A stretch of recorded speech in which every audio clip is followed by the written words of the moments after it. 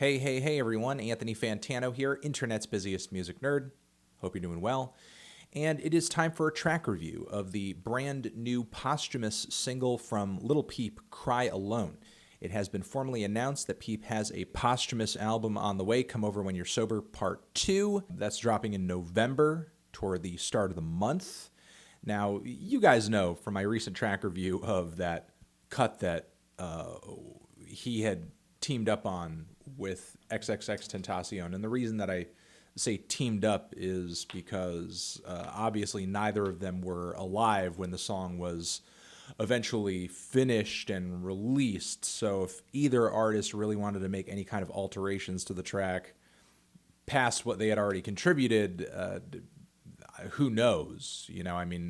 Even as is, with its recent release, it felt very unfinished. I have a hard time believing that either artist would want to simply leave the song at what it was when it came out recently. So I digress there. But hopefully whatever is shaping up to be released on this forthcoming sequel to Come Over When You're Sober is a bit more completed. As of right now, I'm not exactly familiar 100% with what the completion process of this project was, how completed it originally was upon his passing. So maybe this new track over here, Cry Alone, will give us a bit of insight into that. Gonna give it a shot, gonna see if I dig it or don't. Hopefully I enjoy it more than a lot of what was on his last full-length album. Lil Peep, Cry Alone, let's give it a shot. Ba-bam.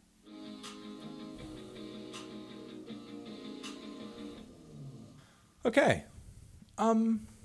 I have mixed feelings on this track, but I'll say overall they're mostly positive. The production, for one, is pretty good, and I don't mean to say that merely because I think the beat is totally amazing or groundbreaking or anything, but I do think the fact that the beat is pretty detailed and able to distract from the fact that lyrically and structurally there's not a whole lot to the track. It's kind of basic, it's a little repetitive at points. Because there aren't a lot of major changes to the structure, I feel like some of the instrumental swaps, some of the filters thrown on the beat definitely do feel like, okay, even though I'm hearing a lot of the same parts over and over and over, we're still hitting some nice progressions throughout the song to prevent it from feeling super stale or redundant. So production definitely gets a huge check for me on this track. But the flavor of the beat is actually pretty interesting and a little different than what I've heard from Peep on his last full-length record.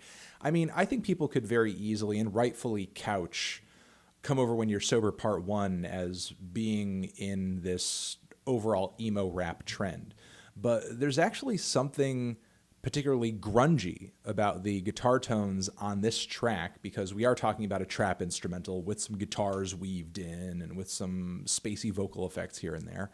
But given the tone of the guitar, given some of the guitar chords, and actually given Peep's muttered and subdued vocal melody on this track, there's something very Nirvana about this song. There's something very Kurt Cobain about it. Yeah, I mean, this is exactly a melody that I could hear Kurt singing on, a more downtrodden or morose part of Nevermind or In Utero.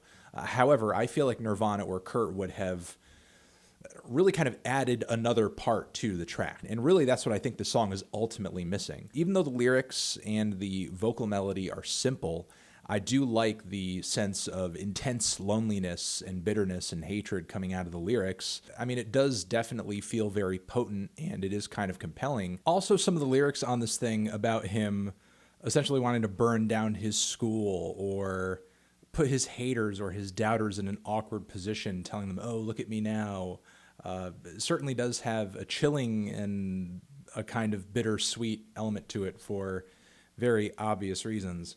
But if this was going to be a completely finished song or a track that was really following in the footsteps of its obvious influences, it would hit us with a hook or something explosive that actually feels like a real transition out of the verses. And again, that's kind of my prime issue with this track. The verses and the choruses really just sound and feel too much alike. This track really could have used a bit more variation. Who knows if Peep would have actually added that in the creative process of this new album. I mean, there certainly were some hooks that really popped and transitioned away musically and sonically from the verses on Come Over When You're Sober Part 1. So again, there are things that I like about the track, but I just worry about elements of this song being a little too redundant and elements of other tracks on the album potentially being unfinished. And you would hope with this track being kind of a lead single that this is one of the better and more hard-hitting cuts on the entire record. Not that it would take a whole lot to attract fans to this album, because hardcore Peep fans want to hear some of the leftover stuff, no doubt. But I'm going to leave it at that. Thought it was a pretty decent song. And I guess I will catch you guys in the next review over here. Another video that you can watch, hit that up or the link to subscribe to the channel. Anthony Fantano, Lil Peep, Cry Alone, Forever.